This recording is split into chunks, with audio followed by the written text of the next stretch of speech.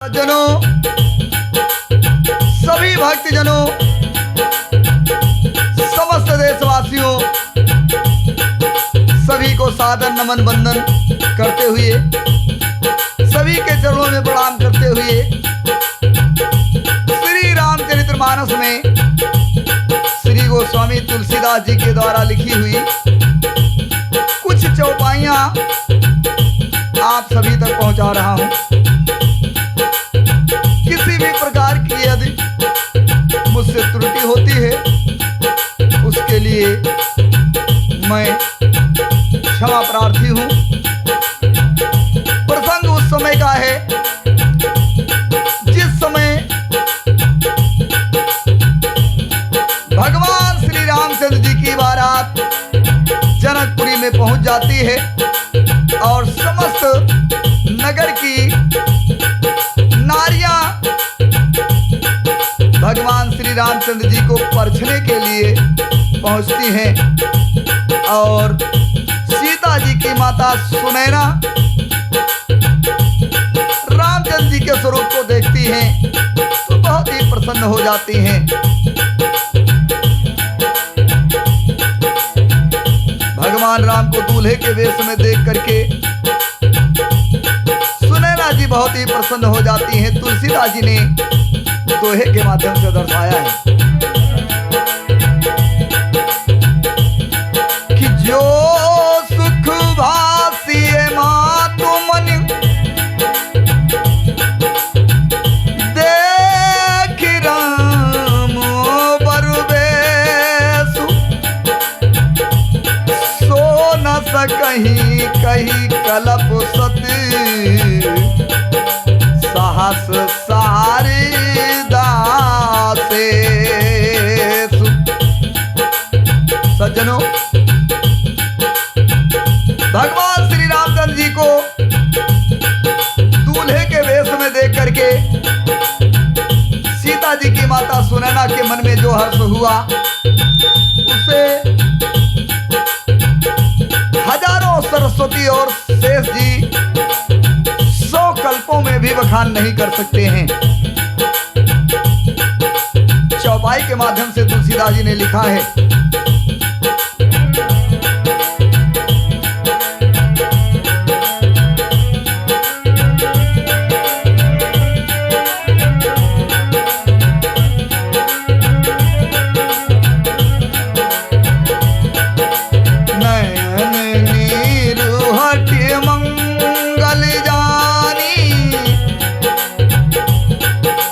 परिछन करहि मुदित मन रानी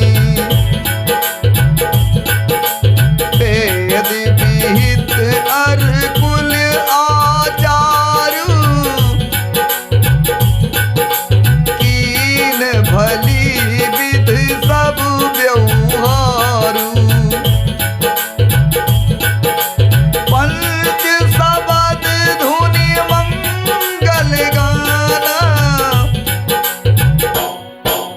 पट पावरे परहि विधि नाना कर आरती अरगु तन दीना राम गमन मंडप तब दीना दशरथ सहित समाज विराजे विभव विलोक लोक बदलाजे समय समय सुरवर सही फूला शांत पढ़हि महिषुर अनुकूला नभ अरु नगर कोलाहल होई आपन पर कछु सुनई न कोई यही विधु राम मंडप ही आए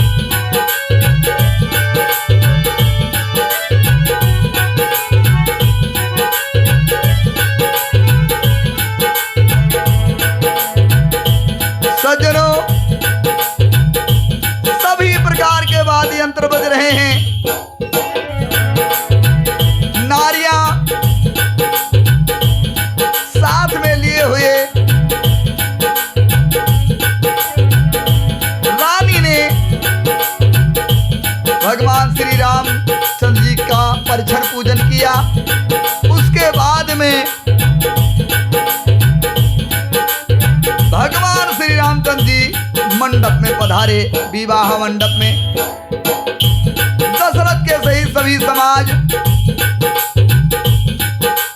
मंडली सहित विराजमान हुए। उनके वैभव को देख करके लोकपाल भी ले जा गए। समय समय पर देवता फूल बरसा रहे हैं। विप्र शांति पाठ कर रहे हैं। आकाश और नगर में शोर मचा है, अपनी पराई कोई कुछ भी नहीं सुन रहा है। इस प्रकार श्री रामचंद्र जी मंडप में आए और अर्घ दे करके आसन पर बैठाए गए। बैठार आसन आरती, बैठार आसन आरती, करी निरख बर सुख पावहीं, मन बसन भूषण भूरवारहि, नार मंगल गावहीं, ब्रह्मादि सुरवर विप्र वेश, बनाई कौतुक देखी, और अवलोकि रघुकुल कमाल, रवि छवि सुफल जीवन लेखहीं। आसन पर बैठा करके आरती करके दूल्हे को देखकर स्त्रियां सुख पा रही हैं।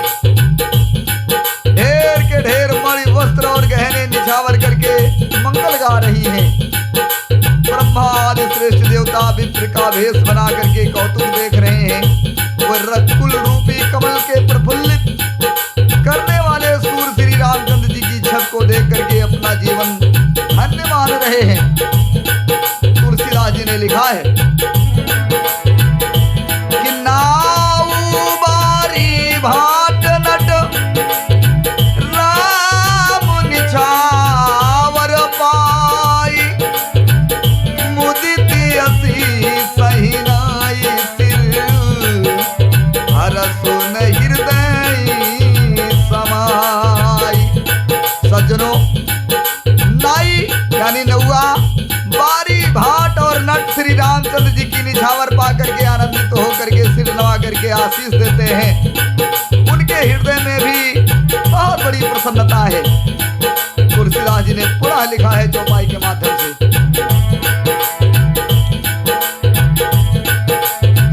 मिले जनक दशरथ अति प्रीति, कर वैदिक लोक सब प्रीति, मिले जनक दशरथ अति प्रीति,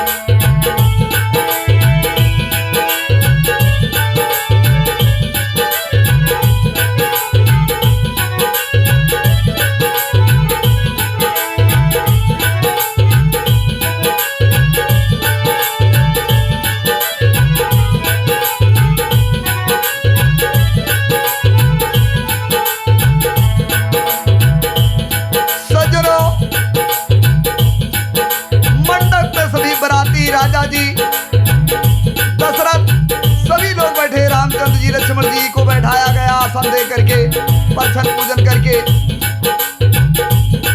सभी लोग कह रहे हैं कि जब से ब्रह्मा जी ने जगत को उत्पन्न किया है तब से हमने बहुत विवाह देखे सुने, परंतु आज सब प्रकार से समान साज समाज बराबरी के समझी तो आज ही देखे हैं।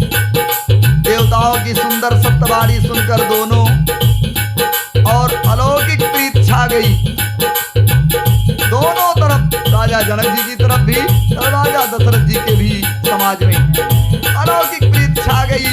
सुंदर पावड़े अर्घ देते हुए जनक जी दशरथ जी को आदर पूर्वक मंडप में ले आए। तुलसीदास जी ने लिखा है, मंडप विलोक विचित्र रचना रुचिर दामन मुनि हरे। मंडप विलोक विचित्र रचना रुचिर दामुनि मन हरे।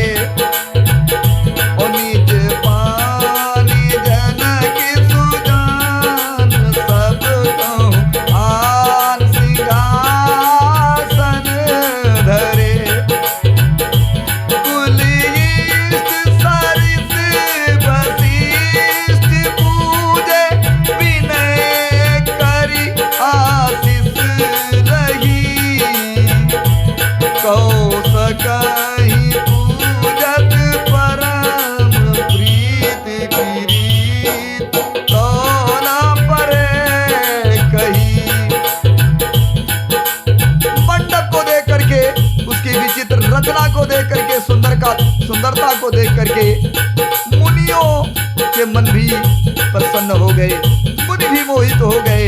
सुजान जनक जी ने अपने हाथों से ला करके सबके लिए सिंहासन रखे।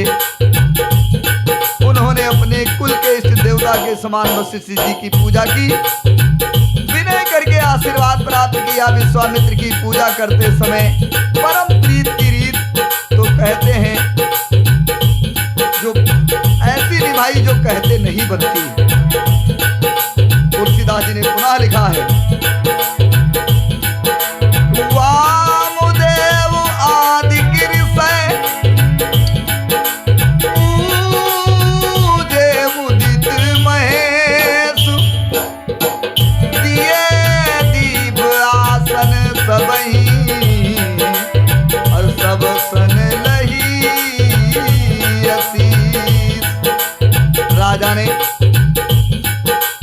वामदेव आदि ऋषियों की प्रसन्न मन से पूजा की, सभी को दिव्य आसन दिए और सबसे आशीर्वाद प्राप्त किया। तुलसीदास जी ने पुनः लिखा है, बहुरी कीन कौशलपति पूजा, जान ईश समभाव न दूजा। कीन्ही जोर कर विनय बड़ाई, कहे निज भागी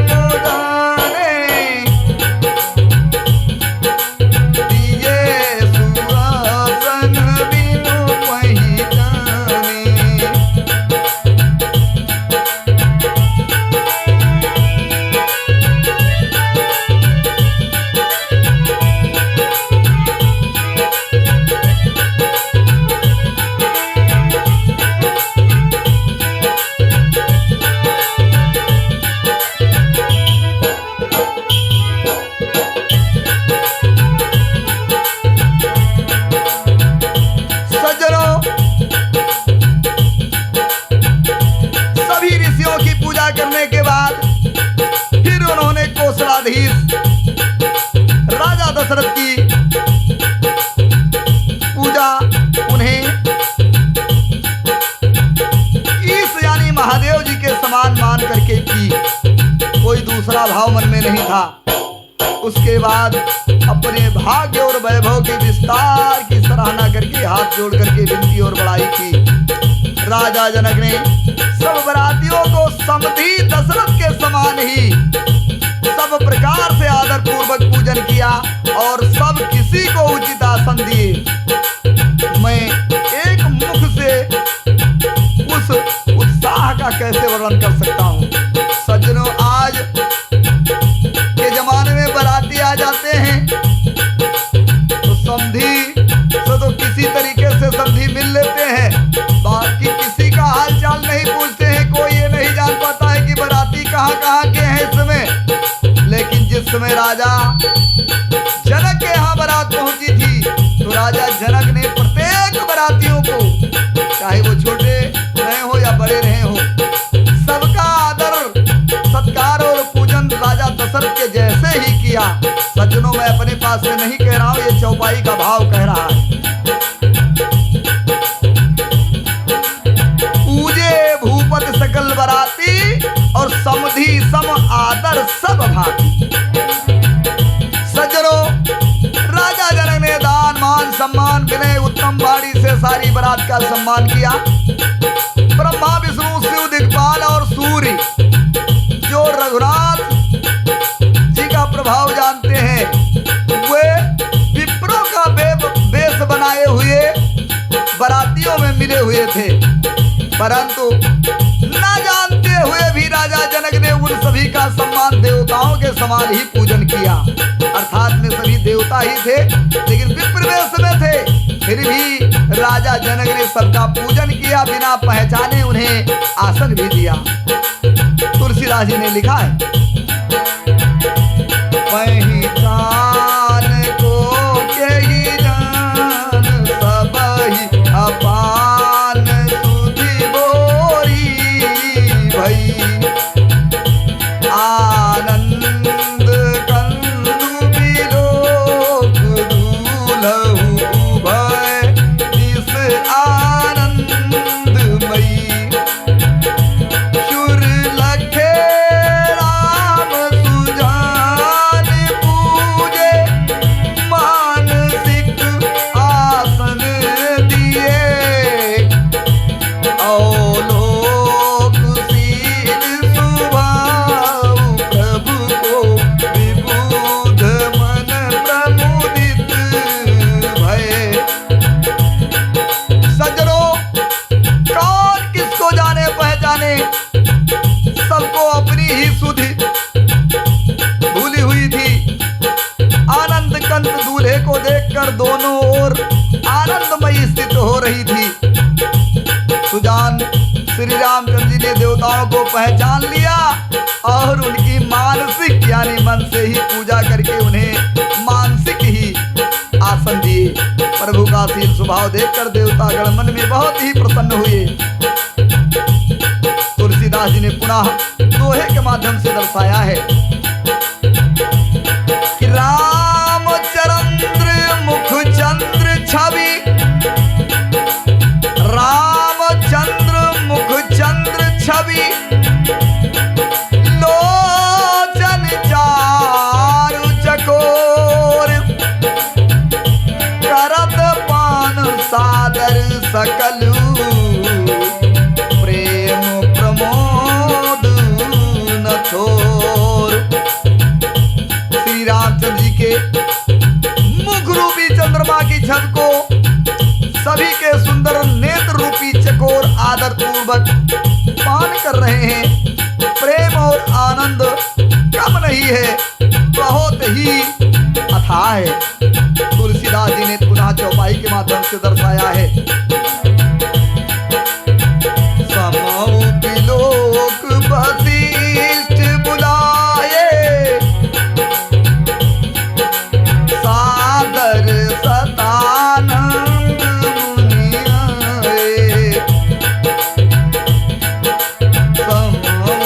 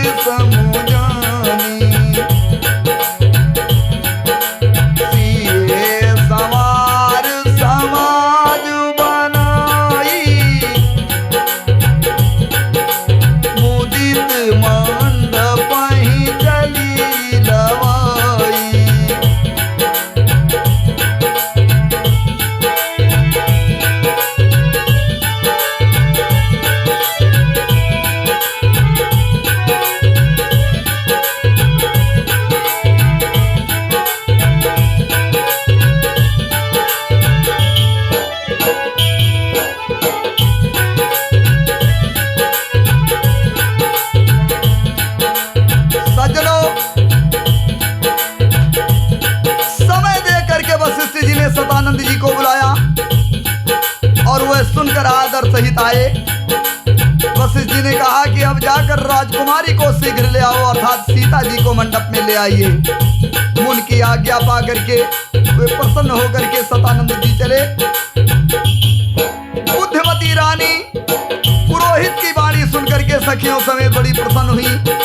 विप्रों की स्त्रियों और कुल की बूढ़ी स्त्रियों को बुलाकर उन्होंने कुल रीत करके, जो कुल का रीति रिवाज था, सुंदर मंगल गीत गाए। श्रेष्ठ देवांगनाएं जो सुंदर मनुष्यों के स्त्रियों के वेश में थीं। सज्जनों, देवताओं की स्त्रियां भी मनुष्यों की स्त्रियों के रूप में राजा जनक के नगर में जो नगर की औरतें थी, उन्हीं के बीच में बैठी हुई थी। सभी स्वभाव से ही सुंदरी और 16 वर्ष की अवस्था वाली हैं। उनको देखकर रनिवास की स्त्रियां बहुत ही प्रसन्न हो रही हैं। बिना पहचाने ही वे सबको प्राणों से प्यारी लग रही हैं। सज्जनों, उन्हें पार्वती, लक्ष्मी और सरस्वती के समान जानकर रानी ने बार बार उनका सम्मान किया। रनिवास की स्त्रियां और सखियां सीता जी का श्रृंगार करके मंडली बना करके प्रसन्न होकर के उन्हें मंडप में लेकर के आ गईं। मंडप की ओर लेवा लेकर चली। तुलसीदास जी ने पुनः लिखा है, चल लाई सीता ही सखी सादर साजु मंगल भावनी। चल लाई सीता ही सखी सादर साजु मंगल भावनी। नौ सप्त साजे सुंदरी सब मात कुंजर गामुनी। कल गान सुनी मुनि ध्यान त्यागहि काम कोकिल लादहि। और मंजीर नूपुर कलित कंकन ताल गति बरबादहि। सज्जनों, सुंदर मंगल गीत साज सजकर स्त्रियां और सखियां आनंद आदर सहित सीता जी को लेकर के चली। सीता जी को सजा संवार करके सखियां मंडप की ओर लेकर के सीता जी को चली। सभी सुंदरियां 16 श्रृंगार किए हुए मतवाले हाथियों की चाल से चलने लगी। उनकी मनोहर गान को सुन करके, उनके गीतों को सुन करके मुन के भी ध्यान छूटने लगे और कामदेव की कोयले भी लजा जाती हैं। बाजे, पैजनी और सुंदर कंकन की ताल की गत पर बड़े ही सुंदर भाव से सभी बज रहे हैं। तुलसीदास जी ने लिखा है कि सोहत बनिता वृंद महु सहज सुहावन सीय। छवि ललना जन मध्य जनु कुसुमाप्रिय कमुनी। साहजी सुंदरी सीता जी स्त्रियों के समूह में इस प्रकार शोभा पा रही हैं, मानो छवि रूपी ललनाओं के समूह के बीच में साक्षात परम मनोहर शोभा रूपी स्त्री सुशोभित हो। तुलसीदास जी ने पुनः वर्णन किया है, सुंदरता वरनि न जाई, लघुमत बहुत मनोहरताई।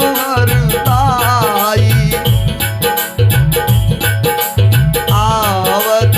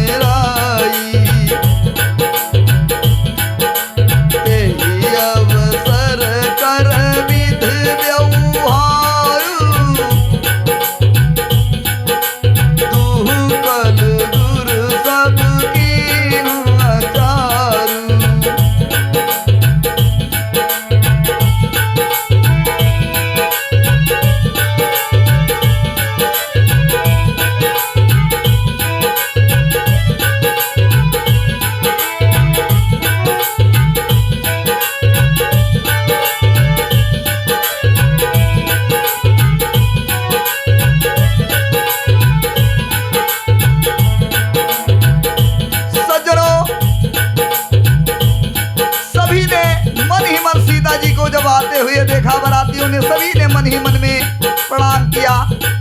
भगवान श्री रामचंद्र जी को देख करके तो सभी पूर्ण काम हो गए। राजा दशरथ जी पुरोहित सहित और पुत्रों सहित हर्षित हो गए। उनके हृदय में जितना आनंद था वह कहा नहीं जा सकता। देवता प्रणाम करके फूल बरसा रहे हैं, मंगलों की मूल मुनियों के आशीर्वादों की ध्वनि हो रही है। गानों और नगाड़ों के शब्द से बड़ा शोर मच रहा है। सभी नर नारी प्रेम और आनंद में मगन हैं। इस प्रकार सीता जी मंडप में पहुंच चुकी हैं और मुनिराज बहुत ही आनंदित होकर शांति पाठ कर रहे हैं। उस अवसर की सब रीत व्यवहार और कुलचार दोनों कुल गुरुओं ने बड़े ही सुचारू रूप से किए। तुलसीदास जी ने छंद के माध्यम से दर्शाया है। सज्जनों, आचार करि गुर गौर गणपति मुदित विप्र पूजावहि। तुर तुर कटि पूजा लेहि देहि आशीष अति सुख पावहि। ओ आचार कर गौर गणपति मुदित विप्र पूजावहि। सुर प्रकटि पूजा लेहि देहि आशीष अति सुख पावहि। मधुपर्क मंगल दापि जो जेहि समय मुनि मन महु चहे। हरे कनकी को पर कलसी सो तब दियहि परिचारक रहे। कुली रीति प्रीति समेत रवि कहि दे तू सब आदर कियो।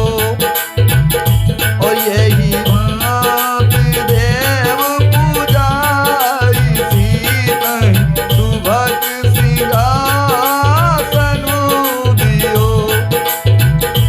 सिए राम आलोकन परस पर प्रेम काहू न लख परे। ओ मन बुद्धि बरबानी अगोचर प्रकट कवि कैसे करें। सज्जनों, कुलचार करके गुरुजी प्रसन्न होकर गौरी गणेश और विप्रों की पूजा करा रहे हैं और देवता प्रकट होकर के पूजा ग्रहण करते हैं, आशीर्वाद देते हैं और अत्यंत सुख पा रहे हैं। मधुपर्क आदि जिस किसी भी मांगलिक पदार्थ की मुनि जिस समय भी मन में चाह मात्र करते हैं, सेवक गण उसी समय सोने की परातों में कलशों में भरकर उन पदार्थों को लिए तैयार रहते हैं। स्वयं सूर्यदेव प्रेम सहित अपने कुल की सब रीतियां बता देते हैं और वे सब आदर पूर्वक की जा रही हैं। इस प्रकार देवताओं की पूजा करके मुनियों ने सीता जी को सुंदर सिंहासन दिया। सीता जी और राम जी का आपस में एक दूसरे को देखना तथा उनका परस्पर प्रेम किसी को ज्ञात नहीं हुआ। जो बात श्रेष्ठ मन बुद्धि और वाणी से भी परे है, उसे कब कैसे प्रकट कर पाएंगे। तुलसीदास जी ने पुनः लिखा है,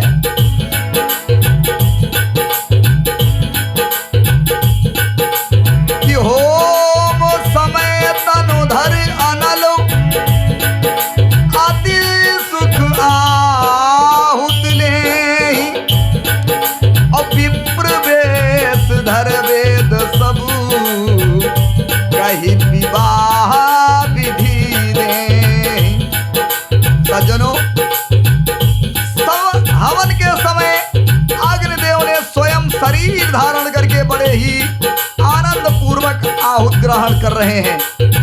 सारे वेद विप्रों का वेश बना करके और विवाह की विधियां बताए देते हैं। तुलसीदास जी ने पुनः चौपाई के माध्यम से भी लिखा है, सुनिएगा। जनक पाठ महिषी जग जानी, सिए मात किम जाई बखानी। सुजस सुकृत सुख सुंदर उताई, सब समेत विधि रति बनाई। समाऊ जाने मुनिवरन बुलाई, सुनत सुआसिन सादर ल्याई। जनक वामदिसि सोह सुनैना,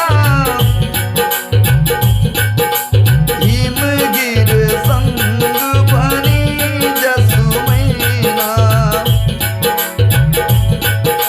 कनक कलश मणि को परिरूरे, सुचि सुगंध मंगल जल पूरे। और निज कर मुदित राय अरुरानी, धरे रंग मुके आगे आनी।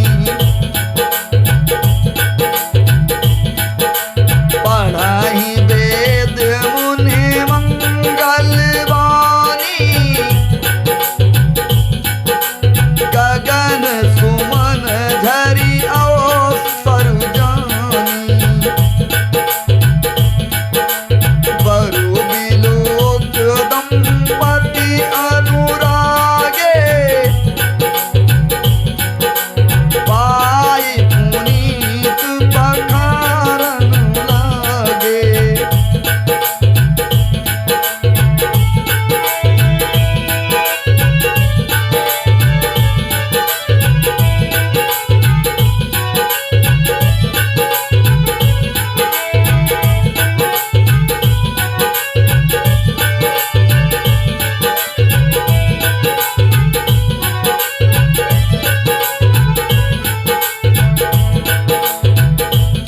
सज्जनों,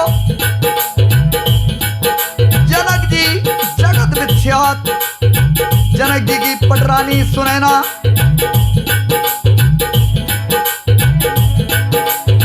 का तो बखान ही कैसे हो सकता है। सुयस सुकृत सुख और सुंदरता सबको बटोर कर विधाता ने उन्हें संवार कर तैयार किया है। समय जान करके श्रेष्ठ मुनियों ने उनको बुलवाया, सुनैना जी को। यह सुनते ही सुहागिन स्त्रियां उन्हें आदर पूर्वक ले आईं।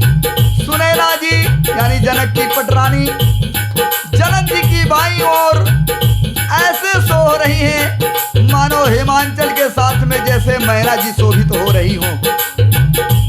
पवित्र सुगंधित और मंगल जल से भरे सोने के कलश और मड़ियों की सुंदर परातें राजा और रानी ने आनंदित होकर अपने हाथों से ला करके श्री रामचंद्र जी के आगे रखी।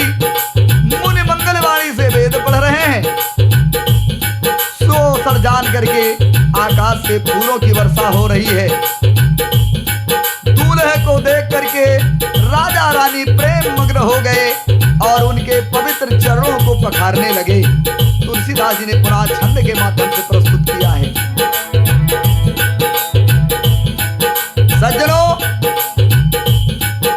जैसे सभी लोगों के यहाँ पांव पूजने का रीति रिवाज है, वही रीति रिवाज जनक जी निभा रहे हैं और तुलसीदास जी ने इसे छंद के माध्यम से दर्शाया है।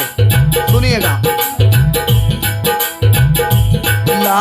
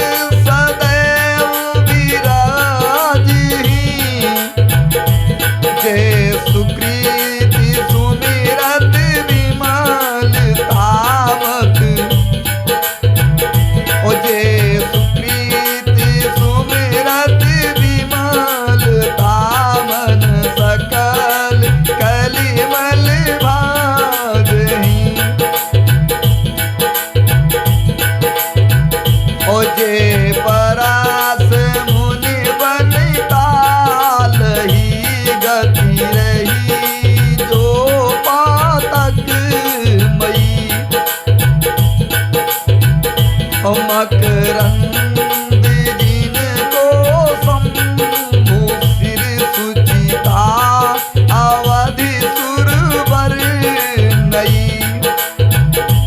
करी मधुप मन मुनि मनि जोगी जन जैसे ही अभिमति गत लहे ओते पद पखारत भाग भाजनु जनक जय जय सब कहे पर कुमार कर तल जोर साखो चार दो कुल गुरु करें भयो पान ग्रहण विलोक विध सुर मनोज मुनि आनंद भरे सुख मूल दूलहि देखि दंपत पुलक तन फूल सोहियो ओ करी लोक वेद विधान कन्या दान निर्भूषण दियो हिमवंती जिम गिरिजा महेश हरि हैं श्री सागर दई तीन जनक राम ही सिए समर्पी बीस कल की रति नहीं क्यों कर कराई विनय विदेह कियो विदेहु रसाउरी क्यों कराए विनय विदेहु कियो विदेहु मूरतु साउरी ओ करी होम विधवती गांठी जोरी होन लागी भाउरी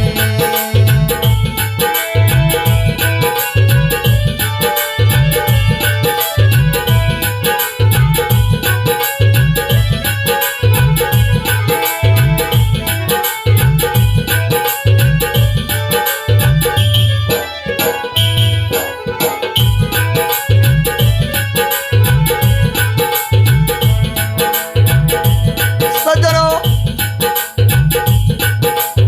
राजा जनक जी श्री राम जी के चरण कमलों को पखारने लगे। प्रेम से उनके शरीर में पुलकावली छा गई। आकाश और नगर में होने वाले गान नगाड़े और जय जयकार की ध्वन मानो चारों दिशाओं में गूंज रही हो। जो चरण कमल कामदेव के शत्रु शिव जी के हृदय रूपी सरोवर में हमेशा विराजमान रहते हैं, जिनका एक बार भी स्मरण करने से मन में निर्मलता आ जाती है और कलयुग के सारे पाप कट जाते हैं, मिट जाते हैं। जिनका स्पर्श पाकर गौतम मुनि की स्त्री अहिल्या ने जो पापमयी थी परम गति पा गई। जिन चरण कमलों का मकरंद शिव जी के मस्तक पर विराजमान है, जिनको देवता पवित्रता की सीमा बताते हैं। मुनि और योगी जन अपने मन को भौरा बनाकर जिनके चरण कमलों में हमेशा ध्यान लगाए रहते हैं, उन्हीं चरण कमलों को भाग्य के पात्र और भाग्य के पात्र बड़भागी जनक जी धो रहे हैं। यह देखकर सब जय जयकार कर रहे हैं। दोनों कुलों के गुरु वर और कन्या की हथेलियों को मिला करके साखोचार कर रहे हैं। पाण ग्रहण हुआ देख करके ब्रह्माद देवता मनुष्य और मुनिया आनंदित हो गए। सुख के मूल दूल्हे को देख करके राजा रानी का शरीर आनंदित हो गया और हृदय में अति आनंद छा गया। राजाओं के अलंकार स्वरूप महाराज जनक जी ने लोक और वेद की रीत करके कन्यादान भी किया। जैसे हिमवान ने शिव जी को पार्वती और सागर यानी समुद्र ने भगवान विष्णु को लक्ष्मी दी थी, वैसे ही जनक जी ने श्री रामचंद्र जी को सीता जी का समर्पण कर दिया। सबसे विश्व भर में सुंदर नवीन कीर्ति छा गई। विदेह कैसे विनती करें, उनकी सांवरी मूर्ति तो उन्हें सचमुच ही विदेह बना गई। विधि पूर्वक हवन करके गांठ जोड़ी गई और भावरे होने लगी। सज्जनों, तुलसीदास जी ने दोहे के माध्यम से दर्शाया है कि जय धुनि बंदी वेद धुन मंगल गान निशान मुनि हर सही बर सही विबुध सुरतर सुमन सुदान। जय जय की ध्वनि हो रही है, बंदी ध्वनि वेद ध्वनि मंगल गान और नगाड़ों की धुन सुन करके चतुर्देवगण प्रसन्न हो रहे हैं और कल्प वृक्ष के फूलों की वर्षा हो रही है। तुलसीदास जी ने पुनः लिखा है चौपाई के माध्यम से, कुंवरी कुंवरी कल भावर देही नयन लाभ सब सादर ने। कुंवरु कुंवरी कल भावर देही नयन लाभ सब सादर ने। जाई न बरन मनोहरी जोरी जो उपमा कछु कहूँ सो थोरी। राम सिय सुंदर प्रतिछाई जगमगात मणिखंभन माही। मनहु मदन रतिधर बहुरूपा देखत राम विबाहु अनुपा। दरस लाल सा सकुच न थोरी प्रकटत दुरत बहोर बहोरी। भय मगन सब देखनिहारे जनक समान अपान विसारे। प्रमुदित मुनि भावरी फेरी नेग सहित सब रीत निवेरी। राम सिए सिर से दुर्देही शोभा कही न जात विधि केही।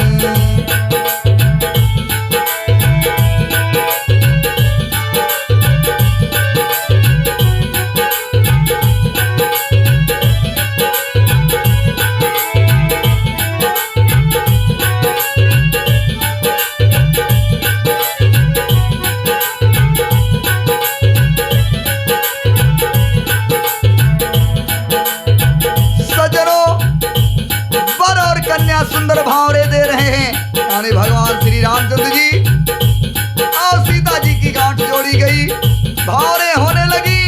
सब लोग आदर पूर्वक नेत्रों का का लाभ उठा रहे हैं। मनोहर जोड़ी का वर्णन नहीं हो सकता। जो कुछ उपमा कहूँ वह बहुत ही थोड़ी होगी। सज्जनों, श्री राम जी और सीता जी की सुंदर परछाई मड़ियों के खंभों में जगमगा रही है। मानो कामदेव और रति बहुत से रूप धारण करके राम जी की अनुपम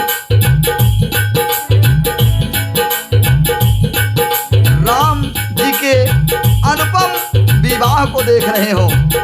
उन्हें दर्शन की लालसा और संकोच दोनों ही कम नहीं है, इसलिए वे मानो बार बार प्रकट होते हैं और छिपते हैं। सब देखने वाले आनंद मगन हो गए और जनक जी की भांत सभी अपने सुधि बुद्धि भूल गए। सज्जनों,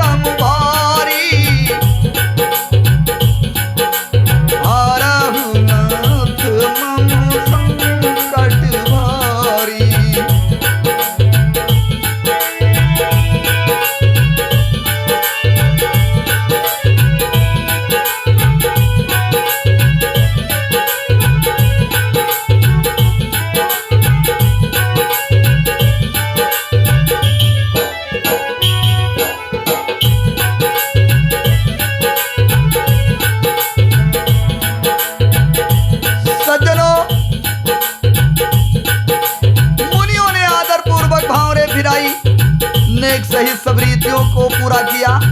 रामचंद्र जी सीता जी के सिर में सिंदूर दे रहे हैं। भगवान श्री रामचंद्र जी ने स्वयं रामचंद्र जी ने सीता जी के मांग में सिंदूर भरा। सज्जनों, ये मैं नहीं कह रहा हूँ, तुलसीदास जी ने चौपाई के माध्यम से दर्शाया है कि राम सिए सिर सिंदूर देहि और शोभा कही न जात विधि के ही। और मानो कमल को लाल पराग से अच्छी तरह भरकर अमृत के लोभ से सांप चंद्रमा को भूषित कर रहा हो। सज्जनों, भगवान श्री रामचंद्र जी ने सीता जी के मांग में सिंदूर भरा। यहाँ श्री राम जी के हाथ को कमल की और सिंदूर को पराग की और राम की श्याम भुजाओं को सांप की और सीता जी के मुख को चंद्रमा की उपमा दी गई है। सज्जनों, आप लोग विस्मित नहीं होंगे। फिर वशिष्ठ जी ने आज्ञा दी, तब दूल्हा और दुल्हन एक आसन पर बैठे।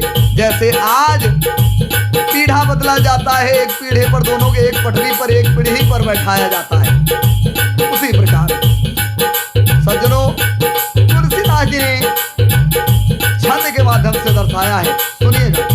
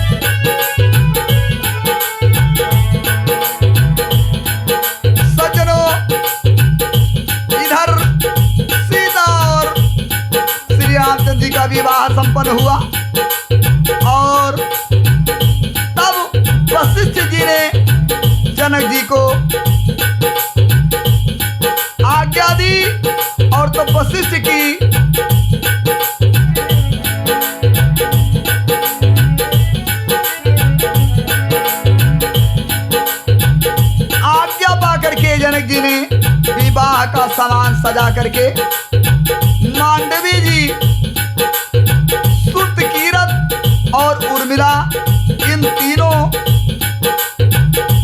राजकुमारियों को बुला लिया।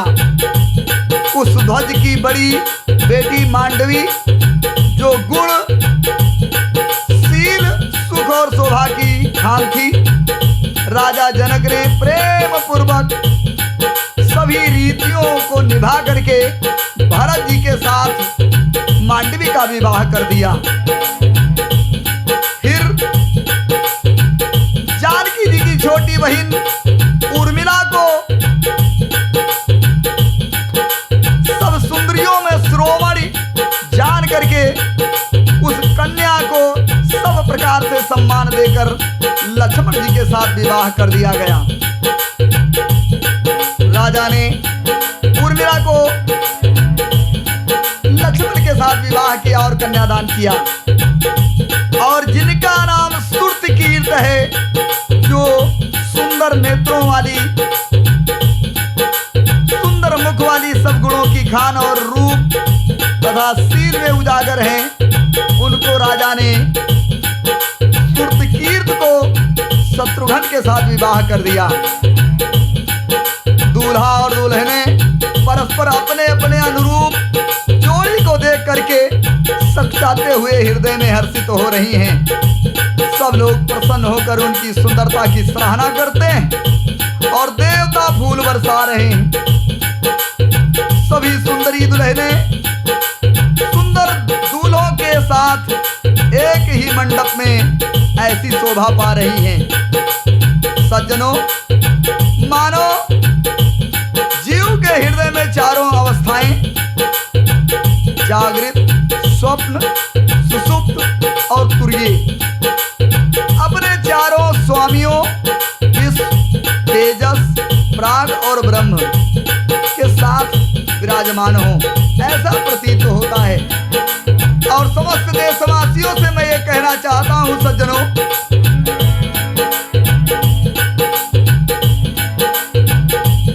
आजकल लोग कहते हैं कि एक मंडप में दो विवाह नहीं करना चाहिए,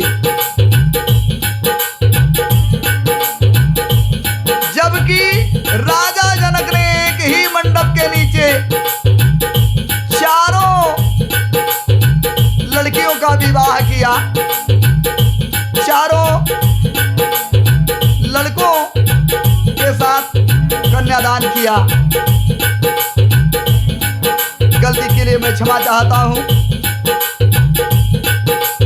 भगवान श्री रामचंद्र जी, लक्ष्मण जी, भरत जी और शत्रुघ्न जी, इन चारों के साथ जनक जी ने मातृरूपा महामाया सीता जी का विवाह किया रामचंद्र जी के साथ, भरत जी का विवाह किया मांडवी के साथ, और उर्मिला जी का विवाह किया लक्ष्मण जी के साथ, और सुरतकीर्त का विवाह किया शत्रुघ्न जी के साथ। चारों को एक मंडप के नीचे, सज्जनों मैं नहीं कह रहा हूं, छंद का भाव कह रहा है कि सुंदरी सुंदर बरन सह सब एक मंडप राजही, यानी एक ही मंडप के नीचे सभी शोभा पा रही हैं। सज्जनों, तुलसीदास जी ने पुनः लिखा है दोहे के माध्यम से कि मुदित अवधपति सकल सुत बधुन समेत निहारी, जन पाए महिपाल मन और प्रियन सहित भली चारी। सब पुत्रों को बहुओं के सहित देख करके राजा दशरथ जी ऐसे आनंदित हो रहे हैं मानो राजाओं के शिरोमणि क्रियाओं यज्ञ क्रिया, श्रद्धा क्रिया, योग क्रिया और ज्ञान क्रिया सहित चारों फलों अर्थ, धर्म, काम और मोक्ष पा गए हो। इस प्रकार से राजा दशरथ जी प्रसन्न हो रहे हैं। सज्जनों, आज का प्रसंग मैं यही समाप्त कर रहा हूं। किसी भी प्रकार की यदि त्रुटि होती है उसके लिए मैं क्षमा प्रार्थी हूं और समस्त देशवासियों, श्रोता बंधुओं, माताओं, बहनों के चरणों में सादर नमन है और सभी से विनम्र निवेदन है